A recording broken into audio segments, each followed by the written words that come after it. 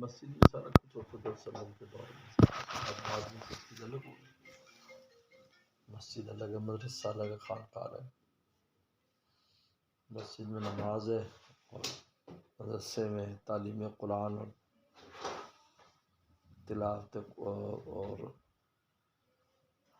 تلاوت قرآن، تعلیم حکمت یعنی حدیث، خانقاہ میں تزکیہ. تین مرکز ہے، تینوں میں کام ہونا چاہیے. جی کمال تب پیدا ہوتا ہے ہمیشہ. تو اس لیے اس خانقاہوں کی بڑی ضرورت ہے. یعنی اس عنوان سے ہی اصل میں ایک چیز زندہ ہوتی ہے. جب آپ ایک چیز کا آپ آفس کیوں بناتے ہیں؟ اور اگر آپ کا کوئی آفس نہیں ہے، جب آپ کتنے ماہر ہیں، کتنا کچھ ہے اور کتنے کام کرنے والے ہیں، اگر آپ کا کوئی آفس نہیں ہے تو آپ کس طرح لوگ آئیں گے آپ سے کام کرانے کے لیے؟ آپ کوئی آفس بناتے ہیں جی تو لوگ کہتے ہیں جی والا فلاں جگہ ایک آفس ہے، وہ اس سے ریلیٹڈ ہے، وہاں چلے جاؤ. ادھر چلے لائر ہے جو، حالانکہ لائر کا آفس سے کوئی تعلق نہیں، وہ تو زبانی کورٹ میں جانا ہے جی یا اس نے مشورہ دینا ہے. لا فارم بنائی ہوئی ہے. لیکن انہوں نے بھی فرم بنائی ہوئی ہے فرم باقاعدہ. جو آئے گا بندہ آ کر وہ کرے گا، اس کو مطمئن کریں گے. تو اسی طریقے پر مسجد بنائی ہے، اس کو عبادت ہوتی ہے. مدرسہ بنایا، اس میں تعلیم ہوتی ہے. تو تزکیہ کے لیے بھی کوئی جگہ ہونی چاہیے نا، جہاں بیٹھ کر تزکیے کی بات ہو. آنے والا بھی اس نیت سے آیا کہ یہاں میں نے تزکیے کے بارے میں مشورہ کرنا ہے اور تزکیے کی بات سننی ہے، اور بیٹھنے والا بھی بات یہی سنائے. جی اس لیے ایسی جگہوں پر ایسی باتیں ہیں سیاسیات یہ وہ سب منع کرتے ہیں مشائخ. بھائی ٹھیک ہے انوالو ہو، وہ اس کا الگ فیلڈ ہے، یہاں نہیں. یہ اس کی جگہ نہیں ہے، یہ جگہ تزکیے کی ہے. آپ کو یہ فکر ہو یار میری خامیاں کیسے دور ہوں گی. جیسا ڈاکٹر کے کلینک کے اوپر جی وہی جائے گا جس کو اپنے مرض کا ادراک ہے، یار میں مریض ہوں، ڈاکٹر صاحب سے میں نے دوائی لینی ہے، وہی جائے گا نا اس کے اوپر. جی تو جب وہ اس نیت سے جائے گا تو اس کا علاج بھی ہوگا. علاج بھی ہو. تو کوئی ایسی جگہ، خانقاہ ایسی جگہ ہے جہاں پر آنے والا کہ یار مجھے روحانی بیماریاں ہیں، اب میں جہاں جاؤں گا کوئی ایسی چیز، ایسا نسخہ میرے ہاتھ آ جائے گا کہ میری روحانی بیماری دور ہو جائے. یہ خانقاہ کا وہ ہے. تو اور اس میں یہ ہمہ وقت بھی نہیں ہے اس کا، یعنی جز وقتی بھی کام چلتا ہے اس میں. ایک تو ہے نا فل فلیج چلے 24 گھنٹے بھی بہت اچھا ہے، لیکن جی ایسا نہ ہو تو جز وقتی بھی ہوتا ہے تو تب بھی بہت اچھا ہے. وہاں لوگ بیٹھ کر، اس لیے کہ نا جائے درویشہ، جہاں درویش لوگ بیٹھ کر اللہ کو یاد کرتے ہیں وہ خانقاہ کہلاتی ہے. ماشاء اللہ. اس کو خانقاہ کہتے ہیں. خانقاہ کی تعریف یہ، عربی میں اس کو زاویہ کہتے ہیں. اچھا عربی میں زاویہ کہتے ہیں. یہاں پر بھی مولانا آدم صاحب کا زاویہ ہے، زاویہ لکھا ہوا جی جی جی جی ہے، زاویہ خانقاہ ہے. اور زاویہ کا ذکر جو ہے اس نے ابن بطوطہ نے اپنے سفر نامے میں ہر شہر میں ذکر کیا ہے. یعنی عرب اور عجم کے ہر اسلامی شہر میں جب وہ گیا تو اس نے کہا یہاں زاویہ ہے. ان کا ہاں فلاں بزرگ کا زاویہ. تو اس نے وہاں رات گزاری، وہاں روٹی کھائی، کئی دن رہا، بزرگ سے دعائیں لیں، پھر وہاں سے بادشاہوں تک پہنچ جاتا تھا. بہت اللہ نے ان کو علم اور حکمت دی تھی، سمجھ دی تھی، اتنا ہوشیار تھا وہ. تو ہر جگہ پر زاویہ، اس نے تمام عرب شہروں کا ذکر کیا، عراق کے شہروں کا ذکر کیا، شام کے شہروں کا ذکر کیا ہے. ہر بزرگ کا زاویہ تھا. تو یہ تو زمانے کے ساتھ ایک چیز ختم کر دی تو ہمیں اب اجنبی لگتی ہے. یہ ایسی ہے جیسے بخارا سمرقند چلے جائیں تو آپ کی نسل کو مدرسہ وغیرہ کہیں گے تو ان کو اجنبیت لگے گی، حالانکہ مدرسے بنے ہی وہیں سے. لیکن ایسے لوگ مسلط ہو گئے 100 سال کہ انہوں نے مدرسوں کا نام و نشان مٹا ڈالا. مسجد تو رہ گئے لیکن مدرسے نہ رہے. اب ان کو کہیں گے یہ مدرسہ تو وہاں کہیں گے یہ مدرسہ کیا چیز ہوتی.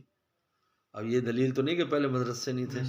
صحیح جی تو اسی طرح آج اگر اجنبیت ہے اور کوئی جانتا نہیں بھی، کوئی خانقاہ بھی کوئی چیز ہے تو یہ نہیں ہے کہ وہ چیز تھی ہی نہیں. اب تسلط ایسے لوگوں کا آ گیا خصوصاً عرب ممالک میں کہ جنہوں نے نام و نشان ان چیزوں کو مٹا دی، لیکن اس کی ضرورت کا کوئی انکار نہیں کر سکتا. وہ یزکیم تذکیہ کرا. یزکیم کی تفسیر جو ہے کوئی بھی بڑے سے بڑا عالم عرب عالم ہے وہ اس کے اوپر یزکیم کی تفسیر کیا ہے، وہ کس طرح بات کرے گا. میں نے خود بھی سنا بعض کو وہاں پر بات کرتے ہوئے، لیکن وہ کوئی اس مطمئن نہیں کر سکا ان کو بھی یہ اس کس طرح تزکیہ ہوگا. خود تزکیہ کرے کوئی یہ ایسی جو تو اپنا علاج خود کرے. جی ہاں. یہ تو ابھی 2050 میں آئے گا اپنا علاج خود کرے. جی ورنہ یزکی اس لیے حضرت تھان نے فرمایا یزکیہم، یہ صیغہ متعدی عربی کے اعتبار سے، اس میں 3 چیزیں ضروری ہیں: مزکی، مزکا اور تزکیہ. مزکی تزکیہ کرنے والا، مزکا جس کا تزکیہ کیا جائے، اور تزکیہ فعل تزکیہ بھی ہو. اور میں مزکیہم یہ خود بتاتا ہے کہ اپنا تزکیہ خود نہیں کرنا، جی اس لیے کوئی دوسرا کرے آپ کا تزکیہ. دوسرا کرے گا. جس طرح اپنا علاج خود نہیں کرنا ڈاکٹر دوسرا، بلکہ ڈاکٹر بھی اپنا علاج خود نہیں کرتا. وہ کہتے ہیں میری رائے بھی بیمار ہے میری طرح، میں غلط نسخہ اپنے لیے تجویز کر لوں. دوسرے ڈاکٹر کہتے ہیں یار آپ مجھے لفظ دیکھو، نسخہ لکھو. عجیب مثال ماشاء اللہ. تو یہ تزکیہ جو ہے، تزکیہ کا لفظ خود بتاتا ہے کہ یہ فعل متعدی ہے. جی یعنی یہ خود انسان، ایک ہوتا ہے فعل لازم. فعل لازم وہ ہے کہ جو اپنی ذات پر ہے، جیسے اکلا زید نے کھایا، ہم نے کھایا تو کھانے میں آپ نے کھایا، آپ دوسرا کوئی بات آدمی انوالو نہیں ہوتا. پیا، آپ نے پیا، دوسرا انوالو نہیں. ایسے افعال کو عربی زبان میں افعال لازم، مر گیا خود مرتا ہے، دوسرے کا کوئی دخل نہیں. لیکن دوسرے فعل ہوتے مضاربہ، مارنا، مارنے میں ایک مارنے والا ہو اور ایک مار کھانے والا ہو. جی واہ. مارنا، شکار کرنا، ایک شکاری ہو اور ایک شکار ہو، اس کو فعل متعدی کہتے ہیں. فعل متعدی. تو تزکیہ جو ہے یہ فعل متعدی ہے، یعنی جس میں 2 شخصیات ضروری ہیں، ایک تزکیہ کرنے والا، ایک تزکیہ کرانے والا. ماشاء اللہ. اب ایک مرشد چاہیے اور ایک مرید چاہیے، بڑی چاہیے. علمی لاجک. علمی طور پر ہی. اس لیے حضرت تھان فرمایا کہ بھائی یہ کیسے ہو سکتا ہے کہ ہم اپنا تزکیہ خود کر لیں گے؟ یہ کیسے کر سکتے تو اپنا تزکیہ؟ یہ لفظی تزکیہ بتاتا ہے کہ 2 بندے چاہیے، کوئی شیخ چاہیے، کوئی کامل چاہیے جو آپ کو کی بیماریوں کا وہ کرے، آپ اس کے سامنے بیماریاں بیان کریں یا وہ خود ادراک کرے تو آپ کو کہے بھائی یہ کرو، یہ نہ کرو، یہ کرو، تو یہ تزکیہ اس طرح ہوگا. تو تزکیہ جو ہے، اب یہ تزکیہ کی جو محل تزکیہ ہے وہ خانقاہ ہے، اس کو زاویہ کہتے ہیں. پہلے مسجدوں میں ہوتا تھا، مدرسوں میں ہوتا تھا. حضرت والد رحمۃ اللہ علیہ سے میں نے پوچھا کہ آپ نے یہ سلوک کیسے کہاں طے کیا؟ آپ نے الگ کوئی خانقاہ وقت نہیں لگایا، لیکن ماشاءاللہ کاملین، اونچے درجے کے کاملین کے حالات آپ پر ہیں. ہم نے جب یہ فیلڈ سمجھا تو والد صاحب پوچھا تو فرمایا ہم نے یہ سلوک درسگاہ میں طے کر لیا، کیونکہ ہمارے استاد خود بڑے بڑے لوگ تھے، وہ وہیں پر ہی تزکیہ کر دیتے تھے، وہیں ایسی باتیں بتاتے تھے کہ ہم اپنی یعنی فکر میں لگ جاتے یا اپنی باطن کی صفائی کا وہ شروع کر دیتے. سب سے اہم چیز جو میں نے والد صاحب سے ہم نے سنی اور ہم نے دیکھی ان کی زندگی میں، وہ دل کا تھا کہ دل، قلب سلیم حاصل تھا ان کو، ایسے سلامتی والا دل، ماشاءاللہ. سلامتی والا دل تھا ان کے پاس. سبحان اللہ. کسی کی کوئی دشمنی، کوئی یعنی ایسا لگتا تھا دنیا میں یہ کیسا انسان ہے، بس اس کا کوئی یعنی وہ نہیں ہے. یہ حالات ایسے سکون تو وہ لازم بات ہے. تو پھر یعنی بعض لوگوں نے اپنی کم علمی کی وجہ سے بہاول نگر میں حضرت والد صاحب سے عدم مناسبت پیدا کر لی، دور ہو گئے یا عدم مناسب باتیں کی.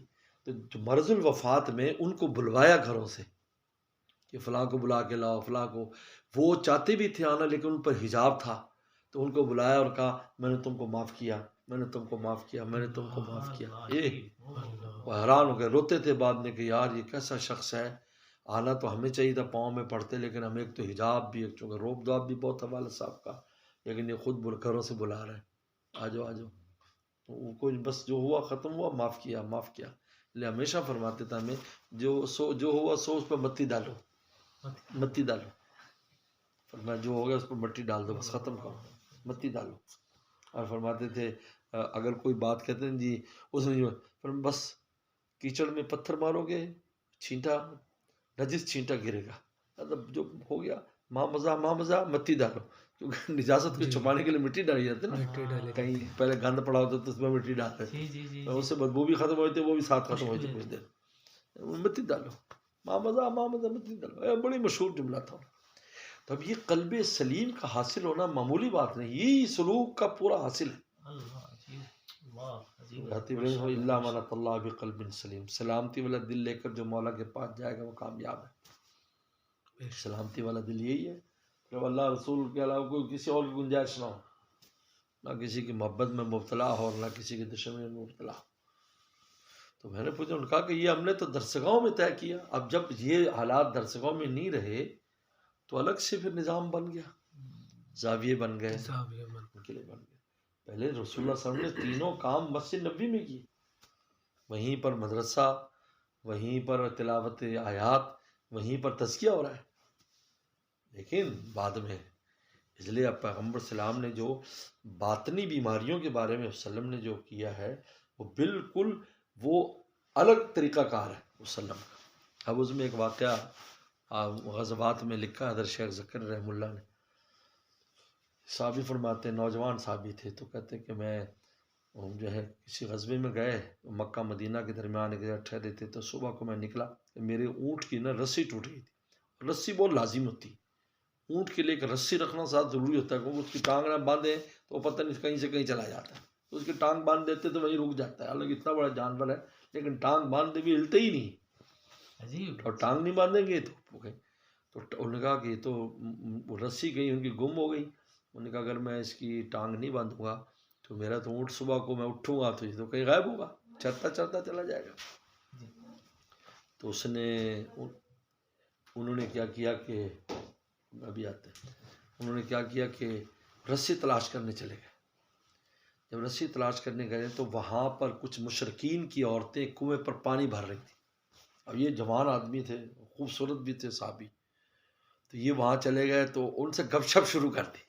اللہ. ایسے بے دھیانی میں گپ شپ ہو گئے، وہ پوچھنے تم کون ہو، کیا ہے، یہ بھی بات چیت کرنے لگے.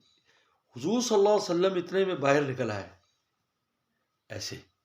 انہوں نے وسلم کو دیکھا تو یہ دوڑے ہوئے آئے آپ کی خدمت میں. فرمایا کیا کر رہے تھے؟